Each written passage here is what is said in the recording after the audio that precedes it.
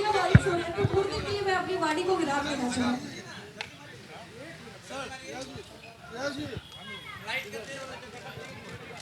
यार समय दो ना यार,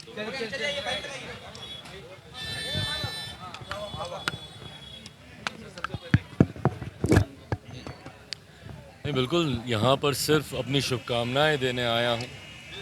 रवि जी हमारी पार्टी के साथ मजबूती से जुड़े हुए हैं और एक के बाद एक इनकी मुहिम रही है कि अपने प्रदेश में किस तरीके से वर्ल्ड क्लास सर्विसेज को हम लोग लेकर आएँ, हॉस्पिटल के माध्यम से हो या लग्जरी सर्विसेज के माध्यम से हो। जिस तरीके से ये सैलून खुला है, मेरा भी अनुभव रहा है, देश विदेश घूमा हूँ, अलग अलग जगहों पे गया हूँ, पर जिस तरीके से यहाँ पे इक्विपमेंट्स हैं, जिस तरीके से यहाँ पे सर्विसेज दी जा रही है, मैं मानता हूँ स्टेट ऑफ आर्ट टेक्नोलॉजी का इसमें इस्तेमाल किया गया है। अभी तक हमारे प्रदेश में कहा जाता था कि भैया सुख सुविधाओं के आधार पर अभी भी हम लोग उस लेवल पे नहीं पहुँचे हैं लग्जरी सर्विसेज में, जिसकी तुलना बाकी प्रदेशों से, विदेश तो भूल ही जाइए, बट बाकी प्रदेशों से भी नहीं की जा सकती। बट ऐसे में हर उस छोटे योगदान की मैं सराहना करता हूँ जहाँ पे व्यक्तिगत क्षमता पर ही सही, पर लोग जब ऐसी चीज़ों को लाते हैं जो हमारे राज्य में या हमारे राज्य का स्तर को अंतर्राष्ट्रीय स्तर पर लेकर जाता है, तो मेरा प्रयास रहता है कि मैं जाऊँ और उनको अपनी तरफ से शुभकामनाएं दूँ, प्रोत्साहित करूँ, और इसी उद्देश्य के साथ आज यहाँ पर आया।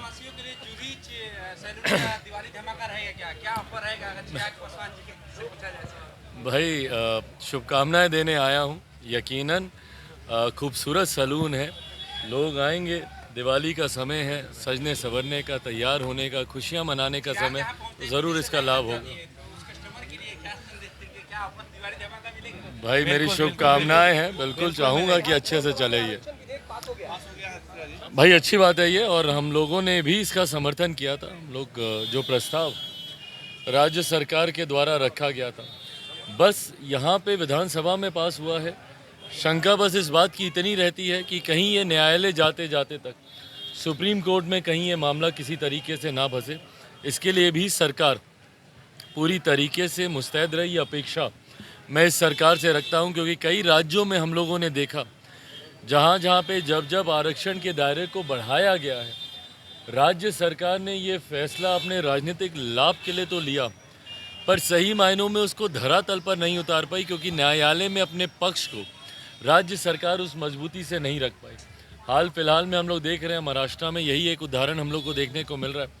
महाराष्ट्र में जिस तरीके से मराठा आरक्षण को लेकर ये विवाद छिड़ा हुआ है, उम्मीद करता हूँ कि अपने पक्ष को मजबूती से और इस कानून को मजबूती से सरकार तैयार करे, ताकि आगे इस कानून को धरातल पर उतरने में कहीं किसी तरीके की कोई कठिनाई ना आए।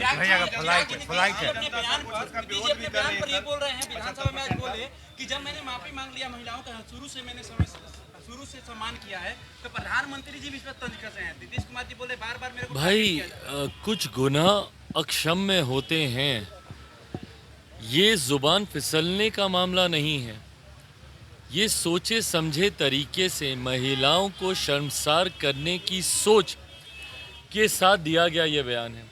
अगर किसी की ज़ुबान फिसलती तो आप विधानसभा के बाद आप विधान परिषद में और ज़्यादा एक्सप्लिसिट मैनर में अपने ही शब्दों को नहीं दोहराते। आपको इस बात का एहसास होता कि नहीं, शायद मुझसे कुछ गलत बोल दिया गया, और शायद उस वक्त वो माफ़ी भी उनको मिल जाती कि चलिए विधानसभा में आपने बोल दिया, विधान परिषद में जाके आपने उसका सुधार किया, पर वहाँ पे आपने 2 नॉच ऊपर जाकर ही और एक्सप्लिसिट मैनर में आपने इसको बोलने का आपने काम किया। उसके बाद जब चारों तरफ से आप घिरे, चारों तरफ से आपकी आलोचना हुई, तब जाके आपको इस बात का एहसास हुआ कि आपसे कुछ गलती हुई है। बहरहाल मेरी चिंता मेरे मुख्यमंत्री को घेरने को लेकर नहीं है, मेरी चिंता मेरे मुख्यमंत्री के स्वास्थ्य को लेकर है।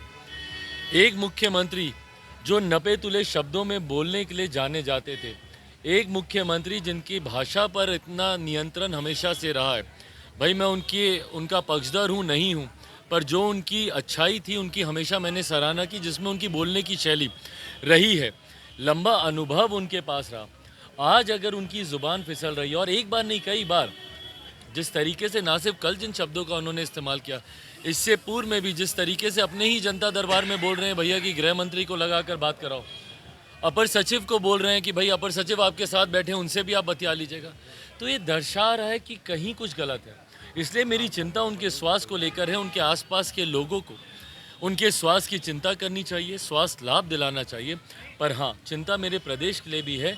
ऐसे मुख्यमंत्री के नेतृत्व में मेरा प्रदेश सुरक्षित नहीं है जिनका मानसिक परिस्थितियाँ या उनका मानसिक हालात भले किसी भी कारणवश हो पर वो ठीक नहीं है।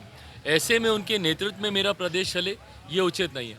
मां महिम राज्यपाल जी से भी जल्द लोक जनशक्ति पार्टी रामविलास का एक प्रतिनिधि मंडल मिलकर उनसे आग्रह करेगा कि इन बातों का स्वतः संज्ञान लेते हुए केंद्र सरकार से बिहार में राष्ट्रपति शासन लागू करने की सिफारिश की जाए और उसी के तहत माननीय मुख्यमंत्री जी का भी हर संभव इलाज केंद्र सरकार करवाए। Thank you.